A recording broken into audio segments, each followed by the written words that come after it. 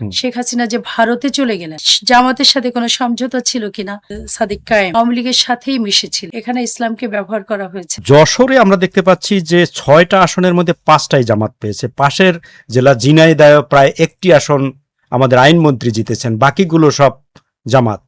তো কুষ্টিয়ায় একই পরিস্থিতি। ওই বেল্টে এরকম পরিস্থিতি কেন হলো? মানে এটা জামাত অধ্যুষিত এলাকা কেন হয়ে গেল? আমাদের টোটালে খুলনা বিভাগে আসলে ভূমিধস হয়েছে বলতে পারেন। 36-35টা আসনের মধ্যে 11টা পেয়েছে বিএনপি। এটা ওই যে কথাগুলো বললাম, এখানে ইসলামকে ব্যবহার করা হয়েছে। আমরা সবাই আমরা তো মুসলমান, তো সেই ক্ষেত্রে সবাই মানে যারা আসলে কি বলবো, এখানে বললে অন্যভাবে হয়তো হয়ে যাবে, সুশিক্ষায় শিক্ষিত হতে হয়, বুঝতে হবে, আপনার জ্ঞান থাকতে হবে যে কোনটা রাইট এবং কোনটা রং। এই জিনিসটা যদি আমি মাথায় আনতে না পারি তাহলে এরকম ভুল হবে। আমরা দেখছি যে সাধারণত সীমান্তবর্তী এলাকাগুলোতে জামাতের ঘাঁটি বা জামাতের সমর্থন বেশি, যেমন সাতক্ষীরা, দিনাজপুর, কুড়িগ্রাম, আপনাদের যশোর, ঝিনাইদহ। এর কোনো কারণ আছে? এর কারণ আসলে আমাদের যেটা মনে হয় সেটা অবশ্যই কারণ আছে।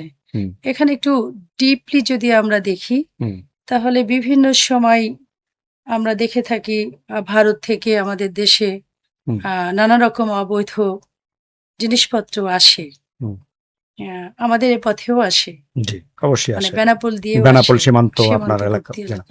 অন্য একটি দলের তাদের সাথে বাইরের একটি অন্য মানে আন্ডারগ্রাউন্ড একটা সম্পর্ক তাদের আছে, যেটা দিয়ে আসলে তারা সবসময় চান যে পোর্ট এরিয়াতে তাদের দখলদারিত্ব থাকবে এবং তারা সেই হিডেনে থেকে তারা কাজ করবেন।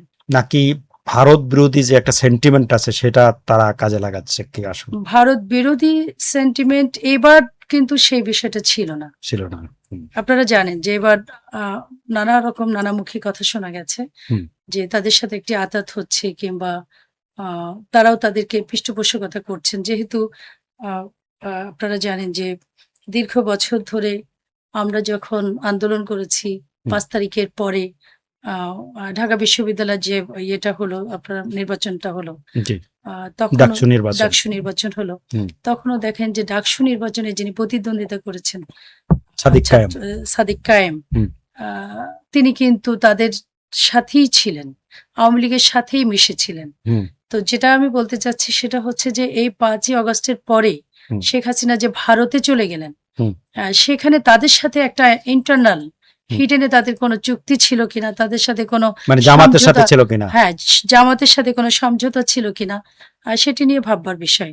এবং সেই আঙ্গিকেই হয়তো আপনি নেগেটিভ ধরছেন আর আমি পজিটিভ ধরছি তাদের পক্ষে, যে তারা তাদের সাথে একটা আতাত করে ভারতকে সাথে রাখবার জন্য কিংবা ভারতের সাথে তাদের একটা ইন্টারনাল সম্পর্ক গড়ে তোলবার জন্যই হয়তো এরকম একটা বিষয় হতে পারে।